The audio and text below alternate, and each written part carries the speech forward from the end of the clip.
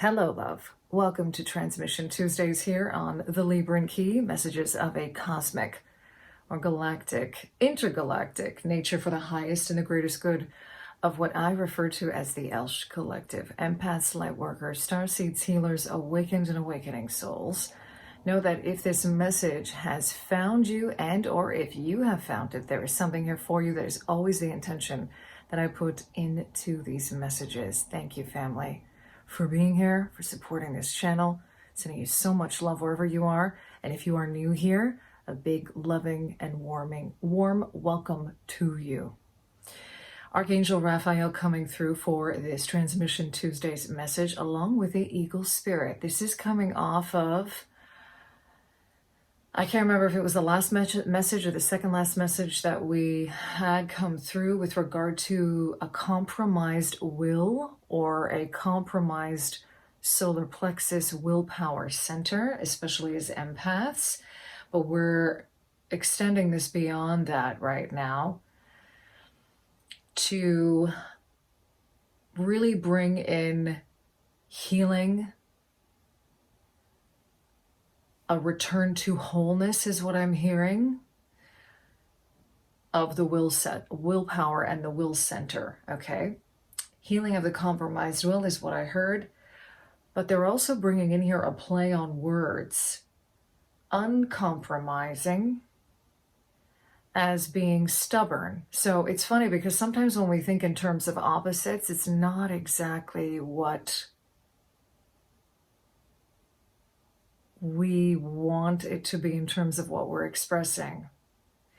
So when you think of a compromised will, the opposite, they really want us to look into language here. Archangel Raphael, it is particularly, for me, in my experience, brought a lot of light to the healing power of words for me, the energy of words, how words can sometimes be very limiting, but they can also be unlocking. They can unlock things within us when we hear a certain word or phrases or how we put words together. Also, the healing power of the voice. When we hear certain voices, the effects that the voice has on us, the energy around how words are delivered. And this is another layer of discernment here. This discernment is also connected to the will power center or the solar plexus or the will center. It's not just discernment of the third eye, right? It's discernment of the gut. Now, you're going to know if this is going to resonate for you or not, right? Whether it will ping for you or not in terms of how you're understanding it. But the play on words here coming through is that uncompromising is the energy here in this particular example of being stubborn and having to soften the will, and how this compromised will can also look like being incredibly stubborn and uncompromising with regard to ideas, opinions, your stance on life. And he's reminding us here that everything exists on a spectrum. And on that note, we're just going to get right into it. So this is going to be a very straightforward message. He wants to illuminate this concept of an uncompromising will, of softening into the stubbornness, the defense mechanisms that we can put up around a deeper energy of what's going on in terms of a compromised will, okay? And on that note, I'm going to bring in this beautiful optical honey calcite, okay? So this is honey, the sweetening of life. You know, there's a very subtle kind of joyful quality to this energy. When I work with honey calcite, it's really, really healing. It is also about a shift in perspective and shifts in general. changes and shifts in general, of seeing things differently. So we're kind of bringing in here an energy of first addressing this in the mind, because we're dealing with this yellow energy is now coming in, funny enough, very much connected to the mind. And this is another aspect of working with the color rays. Yellow being connected to the mind, yellow also being connected to the element of air. Especially when you look at astrological charts, let's say online, we differentiate water from air, with water being blue and air being yellow, because there's something illuminating with regard to the mind, okay? And how this is connected to working with changing this willpower center. This has a lot to do with affirmations. This has a lot to do with our cognition, with how we see things, how we are perceiving things, and how that works both ways.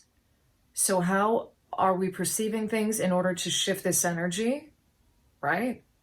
But also how this particular energy is making us think. There's a connection here with regard to that. Again, everything being on a spectrum. I'm going to be asking first through the Starseed Oracle. This is what he's guided me to ask through. And also the Light Seer's Tarot. With this eagle energy also coming through here, I'm getting the galactic energy of the Lyrans as well. And Lazar coming through for this too. He's bringing in that energy of golden pyramid consciousness. This is something that he's spoken to before, just as I said that this card popped out. So this pyramid consciousness is very much connected again to thoughts and the mind, and the alchemy of how, when we work with the alchemy of reprogramming the mind, essentially, is what he's bringing through. Water your garden, nourishment, body care, tenderness, rest. Now, what's fascinating is that we have to understand at a deeper level how this body-mind connection works. I'm going to bring the energy of this honey calcite back in because it's connected to this, okay? Remember that the solar plexus is very much a chakra or energy center connected to the body and movement and dynamic action, and how our thoughts inform the actions that we take day to day, the deeper decisions that we make in our lives, but also how the body, when we talk about neuro-linguistic programming, for example, right? How the state of the body and movement of the body also affects the mind. And Archangel Raphael really bringing in the energy here of how, oh my goodness, and look, it just went just like that. How quickly we can shift, how quickly we can get distracted by things. He's also making an emphasis here on how this can be deliberately done, right? And also the energy of empaths and the importance of empaths in being incredibly connected to their bodies and clairsentience as empaths. And he's also showing me the heart space in this as well, that this energy is really important. Like, I cannot emphasize this enough. This is something that has come through repeatedly with regard to this mind-body connection in terms of changing our state, changing our energy, okay? And I'm getting number confirmations for that as well. So look what's at the bottom of the deck. Taurus energy, Star Brothers, protection, loyalty, safety, trust. So this is kind of mirroring this eagle spirit energy coming through, because the eagle spirit is very much connected to the energy of the solar plexus, but also the energy of the mind. And being able to see things, how we see things, how we perceive things from a much broader perspective. Now, there is something here about feeling safe in our minds and in our bodies. And again, how that is mirroring itself. This body care, this tending to our body, he's showing me the Four of Swords in that. The importance of having a self-care routine and a routine of taking care of our bodies. Again, regulating the nervous system with regard to this body care. Being tender with ourselves, being tender with our bodies. These two want to come out. Yeah, because look at this. Because if we're not, it's affecting our own ability to feel and be sovereign. And also it's affecting the mission work. Lightworkers, starseeds. It's affecting the actions that we are taking on a day-to-day basis with regard to our mission work. And also something that he wants to address here that has been coming up collectively is the energy of coming across different information or beliefs that are different from your own with regard to your own spiritual journey, your path. For example, I this morning just came across a short on YouTube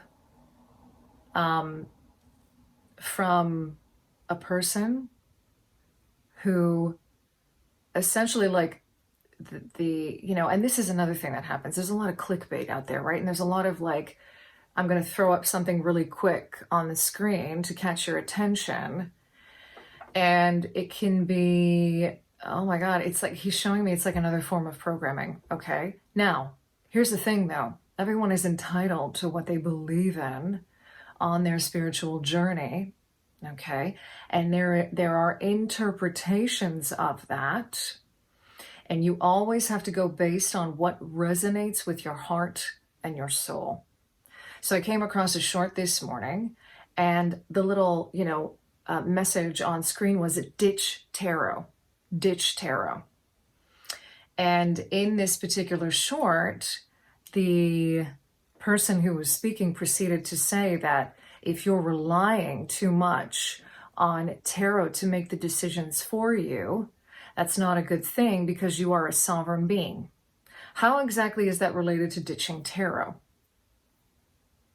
Because everything is a tool, and a beautiful one at that, in the form of tarot and oracle cards for that matter, to inform you, to perhaps help us explain through archetypal wisdom and knowledge and the collective unconscious certain things that are going on right now energetically. Tarot can be used for many different things.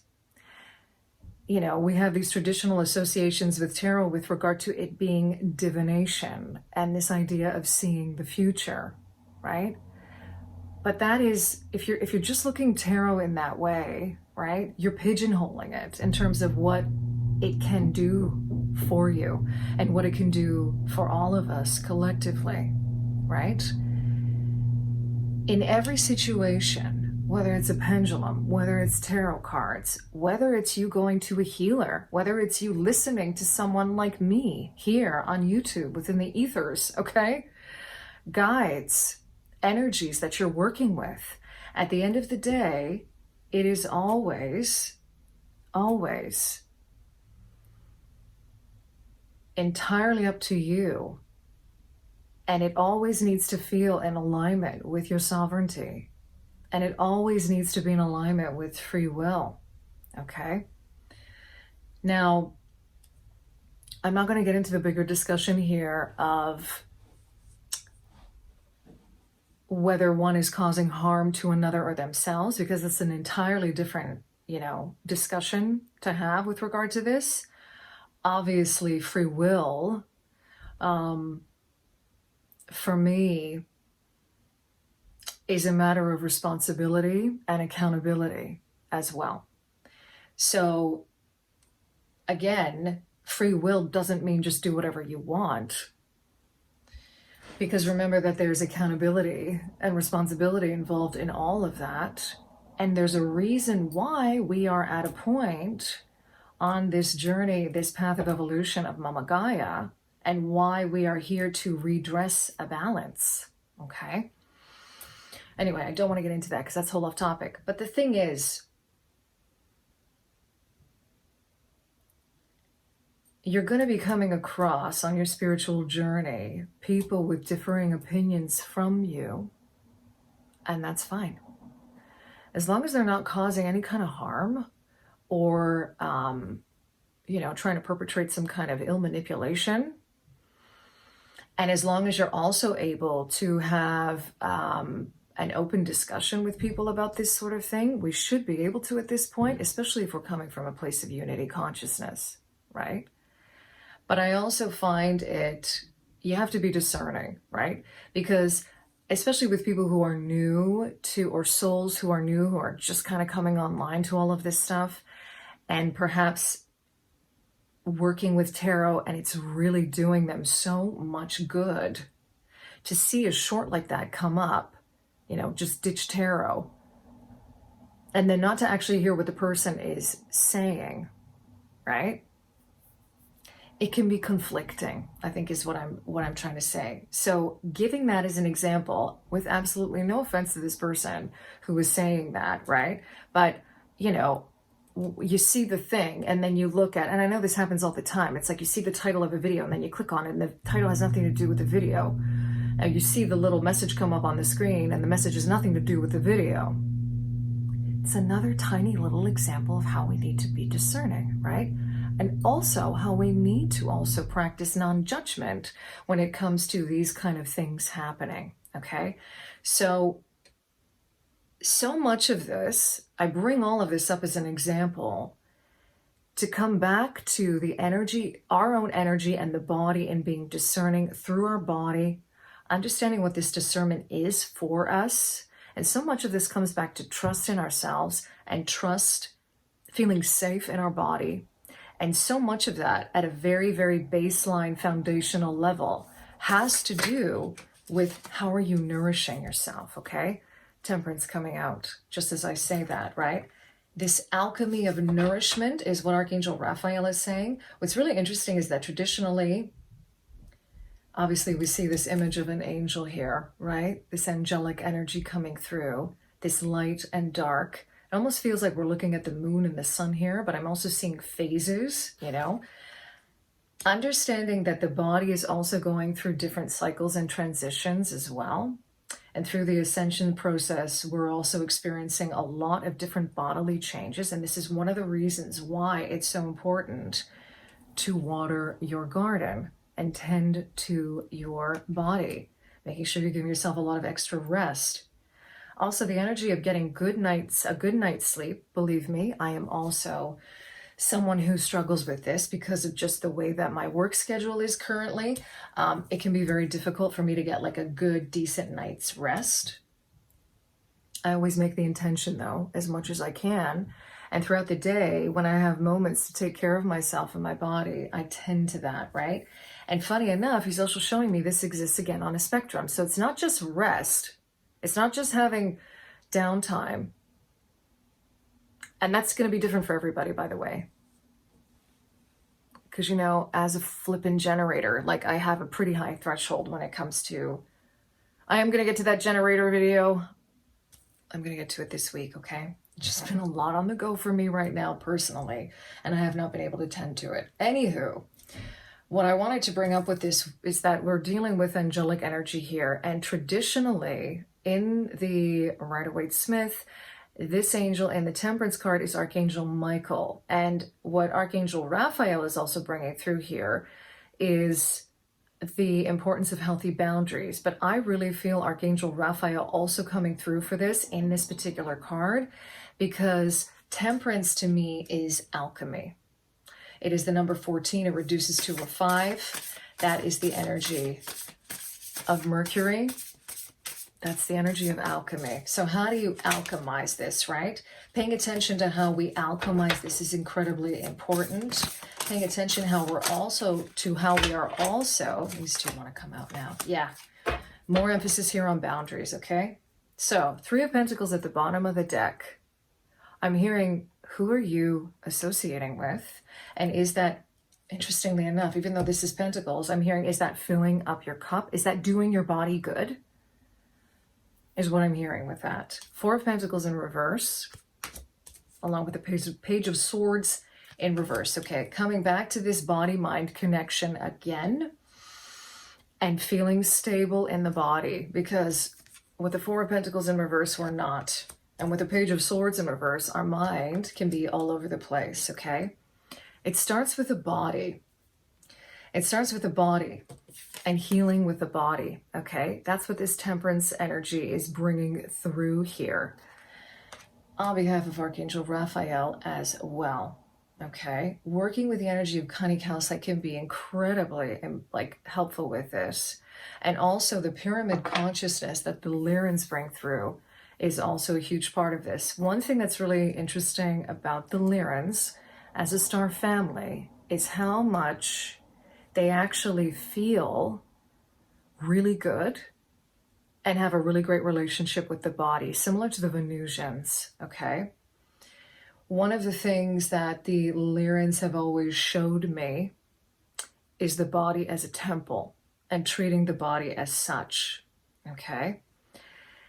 It's funny because the Star Brothers energy is really coming through with regard to that. So for some of you, this might be a confirmation if you're working with Lyran energy around that.